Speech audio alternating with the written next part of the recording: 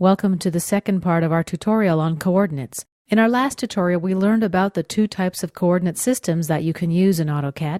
In this tutorial, we're going to learn how to transform polar coordinates into Cartesian coordinates. Let's begin by selecting the line tool. Let's enter coordinates of 0, 0, the origin point.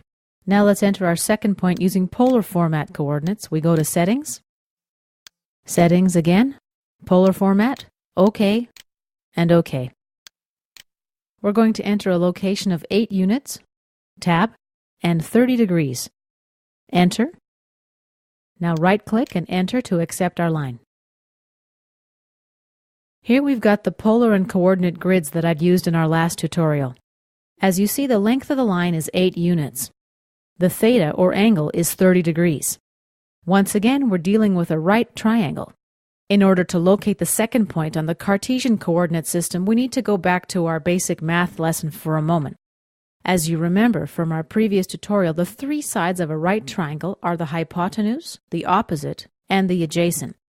Now let's figure out how we can determine the sine and the cosine of theta. These relationships determine our y and x coordinates respectively.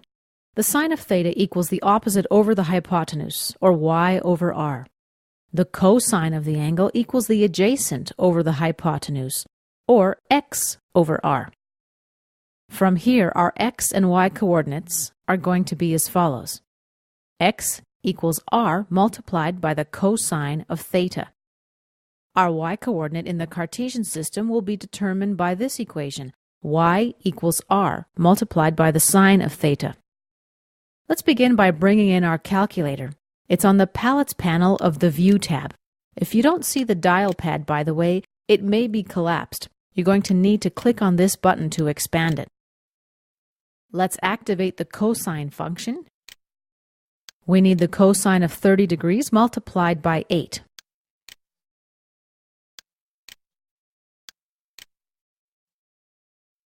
The value is approximately 6.93. Now let's calculate the y-coordinate. We need the sine of 30 multiplied by 8.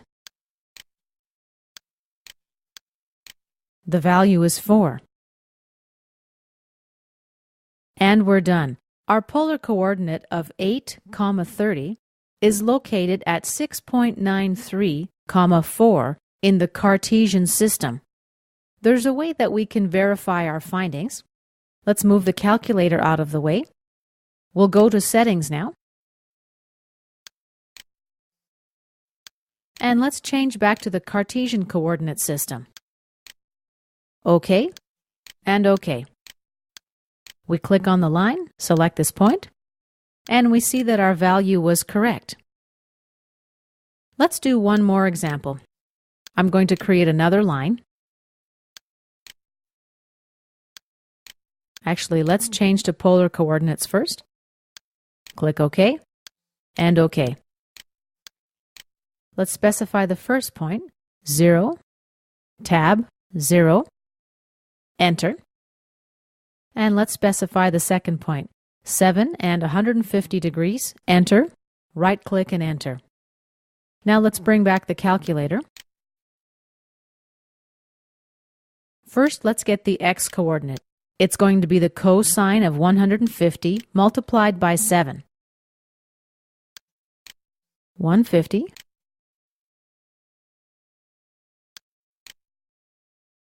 Seven equals.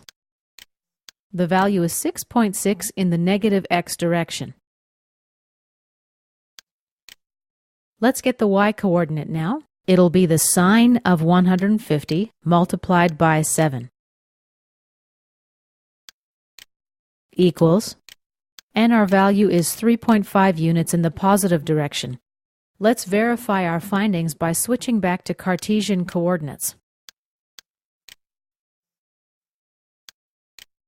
OK, and OK again. Now select our point, and we can verify that our calculation was correct.